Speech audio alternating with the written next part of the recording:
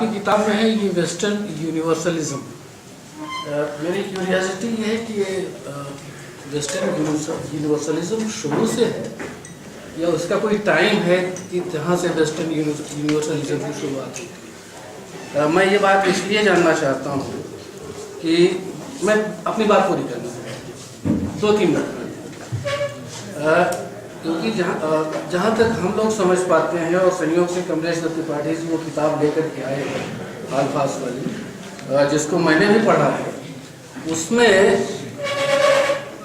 अगर मैं याद कर पा रहा हूँ ठीक से तो वाल्टेयर को कोट किया है।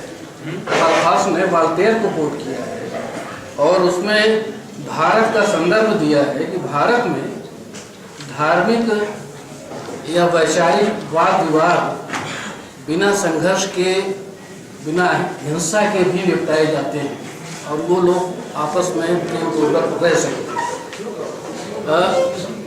मैं ये कहना चाहता हूँ मधुकर साहब कि इनलाइटनमेंट के पहले वेस्टर्न यूनिवर्सलिज्म जैसी कोई चीज़ है या नहीं, एक चीज़।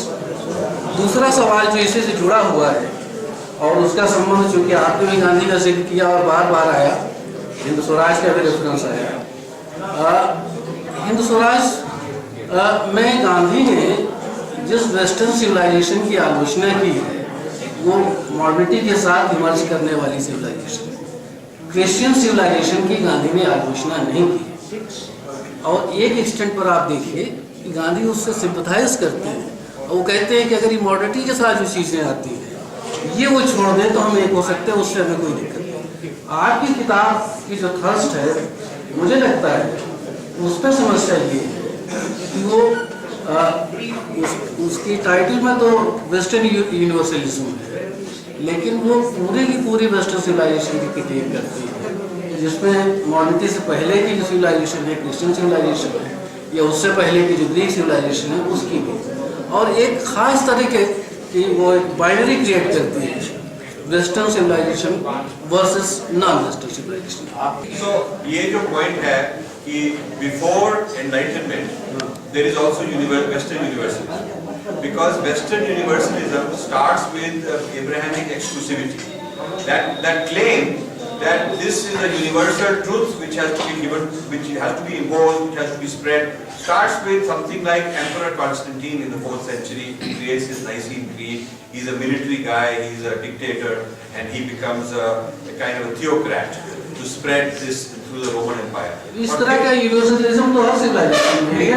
नहीं, देखिए जिस संस्था की चर्चा कर रहे थे त्रिपाठी जी, वो भी एक अपने एक स्टीम के अंदर होता है, उसकी एक एपिस्टोलॉजी है, उसे जो बाहर है उसको गलत मानता है। ठीक है, तो मेरा I want to explain that. मेरे को चांस दीजिए। Universalism, every person who has a claim of truth is saying universalism. Everyone who has got a claim of truth says that this is a universal truth. Question is whether you are respecting others' right to disagree or whether you feel that you have to go and impose it. There is a Vaishnav universalism for sure. There is a Shaivite universalism for sure. There is a Sri Aurobindo universalism for sure.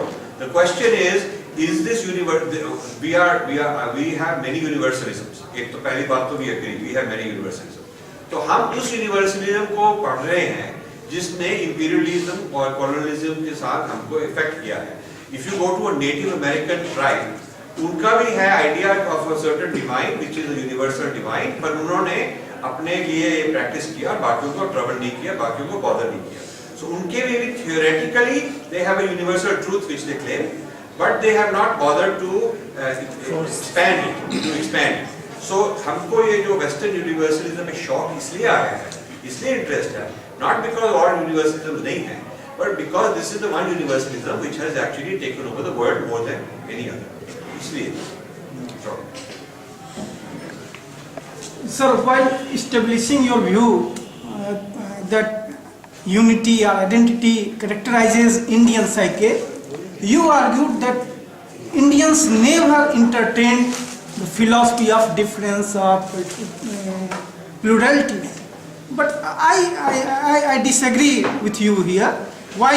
Because in 13th century there is a well-known philosopher that is Madhvacharya. He propounds the philosophy of difference, and his philosophy is known as Bhedavad. And he says that in fact differences are real. We cannot, in fact he says that bhinnascha bhinna gunascha padartha. There are diverse of things and they have diverse of attributes. So we cannot ignore the difference. Then he says that there are 5 types of differences which are eternal, and we cannot. He says that difference between one man and another man, difference between mind and matter. So we cannot say the difference only characterizes the philosophies of the West. In fact, that is also present in the East. But ये chapter 3 में, chapter 4 में synthetic unity और integral unity की बात कर रहे हैं. This is not a point about difference, but point about synthetic unity. क्योंकि जो आप कह रहे हैं, यदि आप chapter 4 पढ़ेंगे, उसमें हमने इस quality को synthetic unity कहा है, जो कहता है कि multiple essences हैं, multiple realities हैं, ultimate realities हैं, और उनको जोड़कर ये हम दुनिया बनी है. और जो इंटेग्रल यूनिटी है वो कहती है कि ये वननेस से शुरू हुई है. इसमें हम जो इंडियन मॉडल्स भी हैं, जो एक्सेप्शन हैं, वो नोट किए. I agree. Professor Malhotra, I have only 2 short comments to make. One thing, I am sure, I haven't read your book, I am sure that you must have touched that. When we are discussing about the differences, I think in one word it can be said, as has been said by Sri Aurobindo in his Foundations of Indian Culture, that our view, we believe in the cosmological view of culture. They believe in the anthropological view of culture. And you have seen that how anthropology has played a havoc, with the notion of spirit. The first thing. And secondly, as K.M. Panikkar has said very well, that when the dominant tradition in the West has been that of defining the individual as a self-defining subjectivity. But when we talk in India, he says every individual is a person, and person means web of relations. So our whole notion of man, dominant notion of man, is very different from that of the dominant tradition of the West. Only these are 2 observations which I wanted to make. It was a wonderful session. I tell you honestly, we enjoyed absolutely. For the last 1 decade, the range of questions and the presentations made by scholars, panelists, is absolutely absorbing. Really, very, very, we are very grateful to you for this enriching session we did have. I have a couple of questions. One is very, very, very specific. I can understand your agenda has been very pious, and there's no doubt about it. But could you have been able to write this book 10 years ago?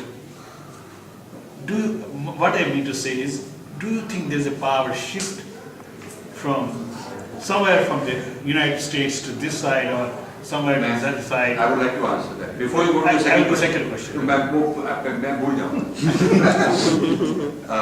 मैं पहले इस question का जवाब देना चाहता हूँ. But it's a very good question, and I do want to hear your second also. I not only could have written this book 10 years ago. I not only could have written this book 10 years ago, even though the power shift had not started, but I was writing this book 10 years ago. Because I have been a fairly radical thinker, and I have not been concerned about koi kya kahega, nahi kahega. So I started this provocation very publicly around 1994, much before, 17 years I've been involved in these things. And I have taken on some of the very big giants in South Asian studies, and done a critique of some of these people, and they are not very happy to be critiqued. You see, post-colonials jo hain, when they critique the West, they critique dead people, because dead people will not harm you. So you can critique British Empire, although mar gaye. You can't, but the question is, you have to critique living scholars and living empire, and I have been doing that. I have been doing it. So I know what you are saying. Maybe it would be threatening or scary, but I have not been threatened or scared. People may ostracize you and do all kind of things to you, but it doesn't matter. In this day of internet, you can get your message out. Second question, my second observation rather, is that after the rise of capitalism, before the coming of capitalism in the 16th century, we had religion, nature and a man. And all those codified religions, perhaps, while being replaced by emergence of science and technology. Now, as Professor, one of the panelists really said that now because of the rise of science and rise of the capitalism after 16th century, we thought this world will be dealt by the science and technology, and we resorted to scienticism. And after this collapse of this scienticism, or maybe this with the element of globalization, we are back to the corner. Now we want to go to tradition. And absolutely right, those which were codified religion, hierarchical nature, are defenseless. And whereas our great traditions, it's not codified, it's stretchable. Kashmiri Shaivism as good as Habermas's communicatory rationality. When I read Priya Kalam theory of Kashmiri Shaivism, I find it is better than communicatory rationality and instrumental rationality of Habermas. But we didn't know it, we couldn't compare it. So I think it's a time. But what I understand now, why I asked the first question, that is a corollary to the second question, is that we should not be maybe captured, or we may not get imprisoned in these codifications again. If we leave it without codifications, Good point. without codifications, and then have a dialogue and a discussions, because there is no clash of civilizations, there is no question of dialogue of civilizations. Had there been a priori of clash of civilizations, there could have been a space for dialogue with civilizations. We do not believe in that. We believe that it is not a codified religion, it's a dharma, and dharma is a pluralism, is within, and maybe that makes sustenance, that makes greatness. Therefore, I see, with the permission of this panelist, I see Indian Renaissance right from 6th century to Bhakti movement, from Bhakti movement to Reform movement, and Reform movement even to 1977. There's a dialectics. There's a dialectics. Correct. And this dialectics is a sustainability. Within this range of dialectics, if we can understand our dharma and our tradition, identified tradition, I think that will be the best message. So that is my observation. This is very good. I'm very grateful to you for. I'm very grateful to you for making this this comment. This is a very nice comment that you made. I'm very grateful for that. I think that one of the things that I point out here in that direction is that we are simultaneously, in the Western sense, traditional, modern, and postmodern simultaneously. It's not linear. It's not that one has to replace the other and kill the other. Like in the West, it was very necessary. Modernity had to get attack the previous group, and now postmodernity wants to attack modernity. I think we've been able to coexist with all of these without a problem. So we have some good, interesting resources to offer to the world. And all I'm trying to do in this book, in my own humble way, is to open that space so more scholars of more sampradayas and more paramparas and pandits and people of various darshanas can jump into this once the door is open, and more works are needed. You know, one guy, I mean, you need 100 people thinking of all these kind of things. Sir question आप करना चाहूँगा sir अगर इस This will be the last question. Yes, okay sir. I think first of all I would like to thank you for this brilliant discourse. एक चीज़ हो सकती है कि इस पर हम बुक को डिस्कस करें, दूसरी हो सकती है कि इसके कई पॉइंट ऐसे हैं जिसे डायरेक्ट हम सोशल साइंसेस के कोर्स वर्क में, मैनेजमेंट का जो कोर्स वर्क है उसमें उसको इम्प्लीमेंट कर सकते हैं. अगर मैनेजमेंट के कोर्स में करें तो इसके कई हैं, जैसे डिफरेंट एंग्जाइटी वाला आपका जो टॉपिक है उसको आपको organisational behaviour, HR management, strategic management, और जो मैनेजमेंट में वैल्यूज ऑफ इथिक्स का पेपर है, एटलीस्ट सिर्फ मैनेजमेंट में 4 पेपर को ये बुक कहीं ना कहीं कवर करती है. तो मेरा विचार ये है कि अगर प्रोफेसर्स अगर उचित समझते हैं इसको, तो इस बुक के कई टॉपिक्स ऐसे हैं जो कई सारे आपके कोर्सेज में डायरेक्टली इंक्लूड हो सकते हैं, और इस तरह से नए स्कॉलर्स की ब्रीड तैयार करेगी.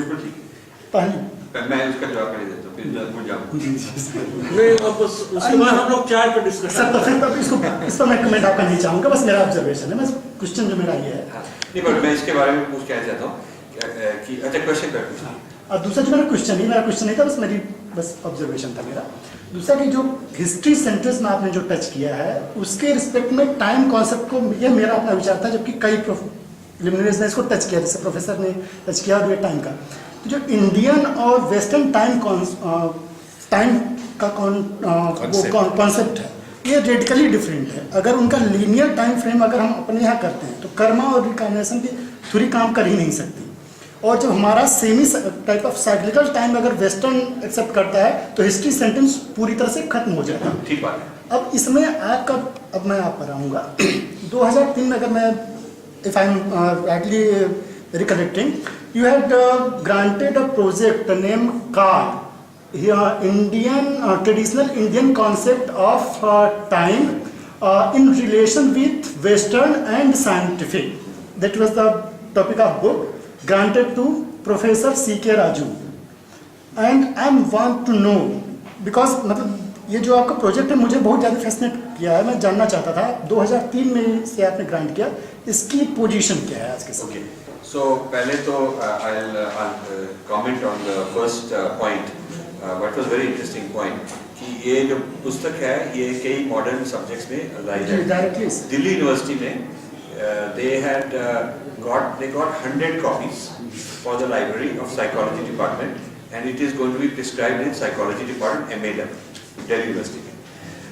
Indian Institute of Management Bangalore, they did a seminar on these very points that you were raising, and I was a speaker, the keynote address, and basically they are interested in taking these ideas and introducing them in idea of leadership, idea of sustainability, like that. So green environment, green management. So in ideas को जो हमने, हमारा intention ये था कि हम इसको काफ़ी हैवी ड्यूटी पॉइंट्स जो हैं उनको हम इजी एक्सेसिबल वे में एक्सप्लेन करें, ताकि आजकल के जो यूथ हैं और आजकल के इनोवेटिव क्रिएटिव प्रोफेसर्स हैं वो इसको इस्तेमाल कर सकें। वो तो है। C.K. राजू की जो पुस्तक है, he elected to not do it after a few years, and we sort of then he जो उनका ग्रांट था, he decided to discontinue it. So but he has done good work on other things. दो किताबें उन्होंने time पे लिखी, मतलब बहुत fascinating time. The thing is that when the foundation gives work to one man, like when we give a grant की चलो conference हो वो तो होगी, because it does not depend on one man. But when you give a grant for one scholar to write a book, तो वो हो ना हो, it depends a lot on that. There is nothing you can do. अभी हमने history of Indian science and technology में 20 volume की series शुरू की है। जोसेफ रीडम का जो 30 वॉल्यूम्स चाइना पर थी, उसके ऊपर इंस्पायर्ड बाय दैट हमने 20 वॉल्यूम इंडिया के शुरू किए। अब हमको 11 साल हो गए हैं। अब हमने 16 वॉल्यूम्स कमीशन की हैं, तो उनमें से 9 निकली हैं। तो क्यों नहीं बाकी 7 निकली? तो it all depends on the author. कोई किसी को क्या हो गया, कोई चेंज ऑफ माइंड हो गया, तो कोई नया ऑथर आ गया। So not every project yields a result. ये बात है।